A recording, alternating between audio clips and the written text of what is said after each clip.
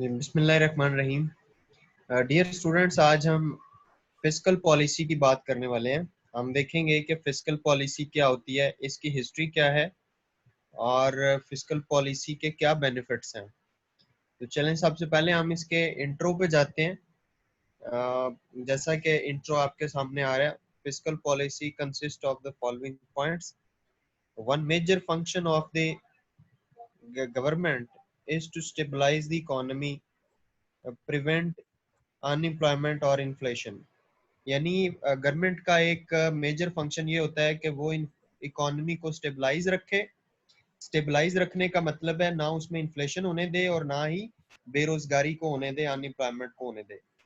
दूसरी चीज, stabilisation can be achieved in part by manipulating the public budget, government spending and tax collection to increase output and employment और to reduce inflation. Stabilisation कैसे government हासिल कर सकती है?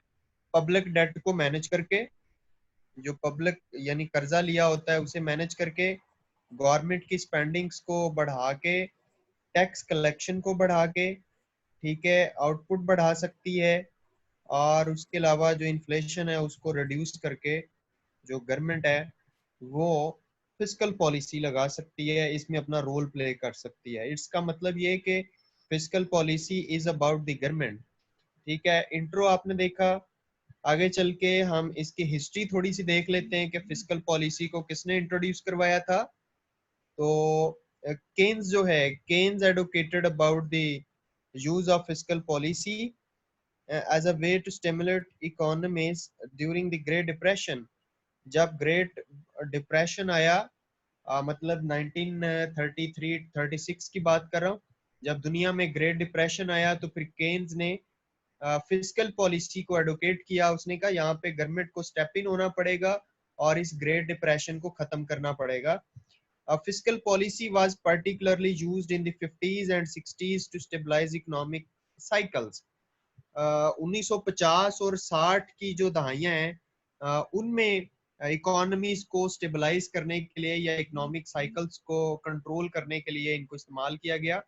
ये जो पॉलिसीज हैं was broadly preferred to as Keynesians, और ये केन्स की तरफ से पेश की गई पॉलिसीज थी। In the 1970s and 80s government tended to preferred monetary policy for influence of the economy.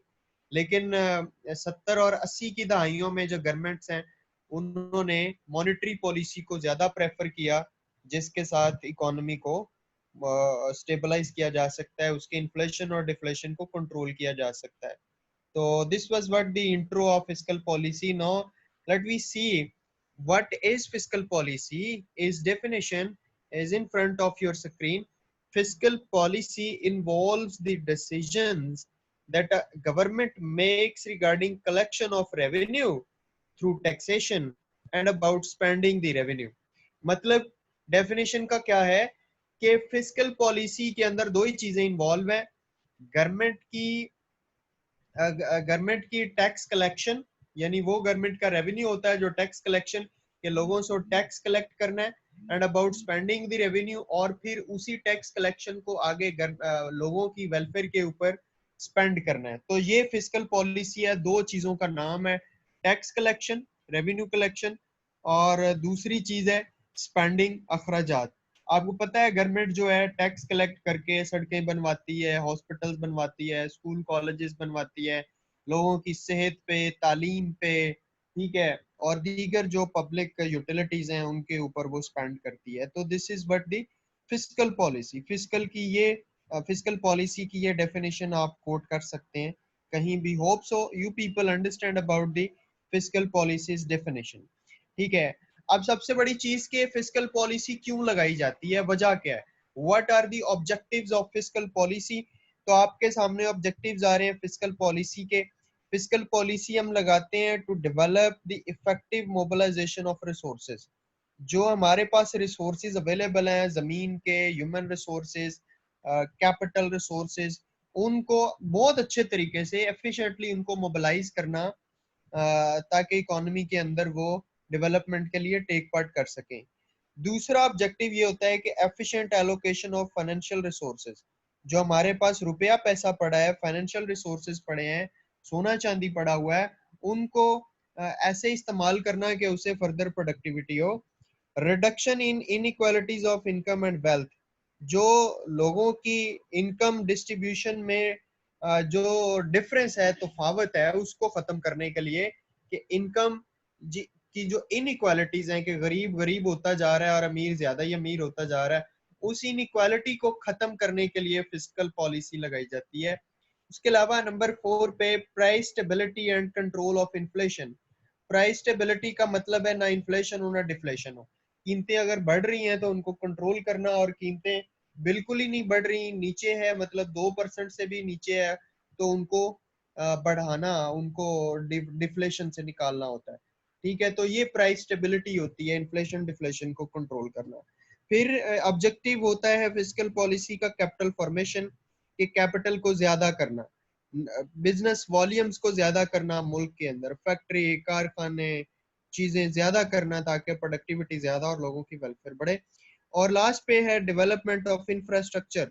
Fiscal policy का ये भी मतलब होता है कि आपका जो इंफ्रास्ट्रक्चर है, जिसमें डैम्स हैं, जिसमें आपके बिजली के सिस्टम्स हैं, मतलब डैम्स के अलावा रोड्स की कंस्ट्रक्शन है, रेलवे है, टेलीकम्युनिकेशन सेक्टर है, ये सारा इंफ्रास्ट्रक्चर में आता है। तो इंफ्रास्ट्रक्चर की डेवलपमेंट के लिए फिस्कल पॉलिसी लगाई जाती है। ये मैंने आपको कुछ इसके इम्पोर्टेंट ऑब्जेक्टिव्स बताए। इन मकासद के लिए हम फिस्कल पॉलिसी लगाते हैं, जो कि कोई भी किसी भी मुल्क की पार्लियामेंटेरियन गवर्नमेंट बनाती है। जैसे अभी हमारी पार्लियामेंटेरियन गवर्नमेंट जो है वो पीटीआई की है, तो पीटीआई जो पॉलिसी बना रही है टैक्स कलेक्शन के हवाले से और स्पेंडिंग के हवाले से दे रही है हर साल, वो फिस्कल पॉलिसी कहलाती है। इसके फायदे क्या होते हैं आपकी स्क्रीन पे आ रहे हैं।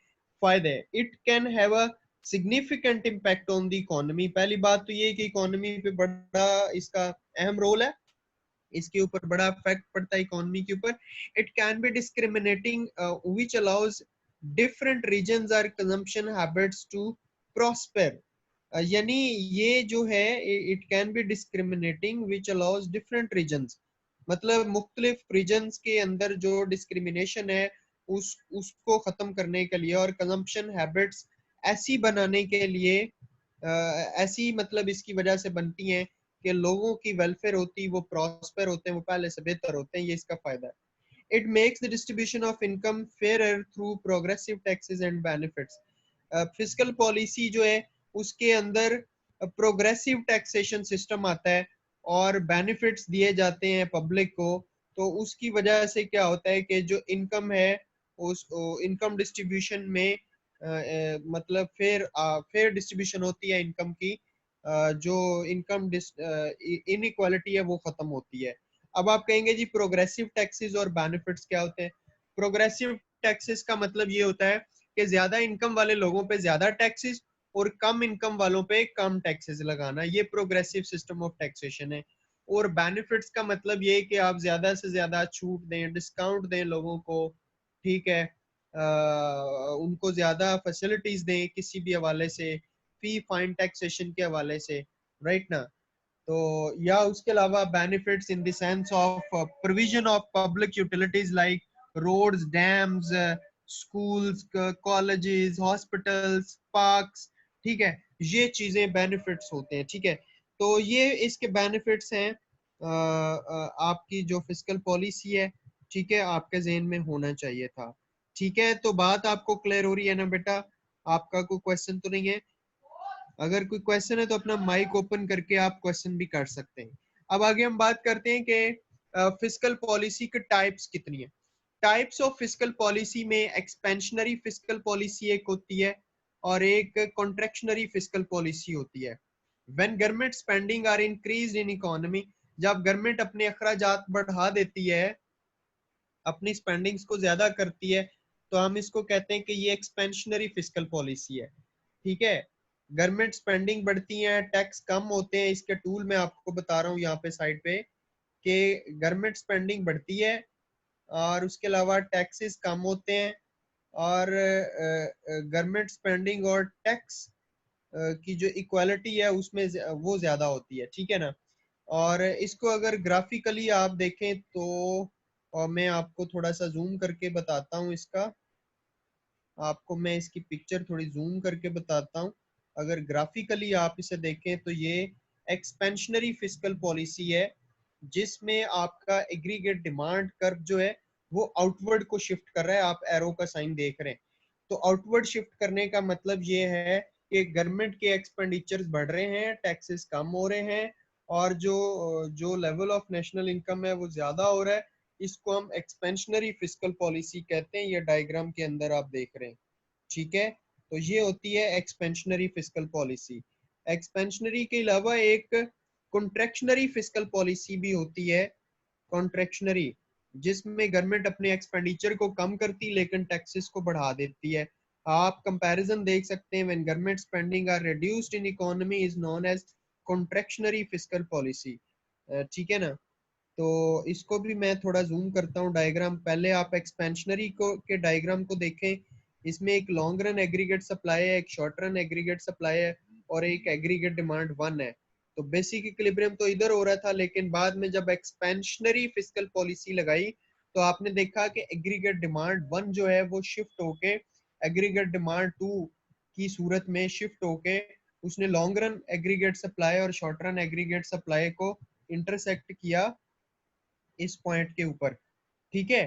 तो ये एक्सपेंशनर पॉलिसी है जहाँ पे एग्रीगेट डिमांड बढ़ गई, गवर्नमेंट की स्पेंडिंग्स बढ़ गई, इसकी वजह से जो है आपका प्राइस लेवल यहाँ पे बढ़ गया है, राइट। तो ये आपको क्लियर हो रहा है। और इसके अलावा अगर मैं आपको बताऊं तो move it let me move it अगर आप इस साइड पे देखें तो ये कॉन्ट्रैक्शनरी, यहाँ पे कॉन्ट्रैक्शनरी फिस्कल पॉलिसी है जिसमें एग्रीगेट डिमांड कर्व जो है इनवर्ड शिफ्ट हो रहा है, राइट। इसकी वजह से क्या है कि प्राइस लेवल कम हो रहा है, राइट। तो ये दो टाइप्स थी फिस्कल पॉलिसी की। Hope so you understand about this. अगर बेटा आपका कोई क्वेश्चन है काइंडली तो आप क्वेश्चन कर लें, otherwise we have to end this session today. And इंशाल्लाह हम नेक्स्ट जो टूल्स हैं फिस्कल पॉलिसी के टूल्स, अगले लेक्चर में हम फिस्कल पॉलिसी के टूल्स को डिस्कस करेंगे, ठीक है बेटा। आपका बहुत शुक्रिया। अल्लाह हाफिज, अपना बहुत सारा ख्याल रखिएगा। Stay safe, stay home.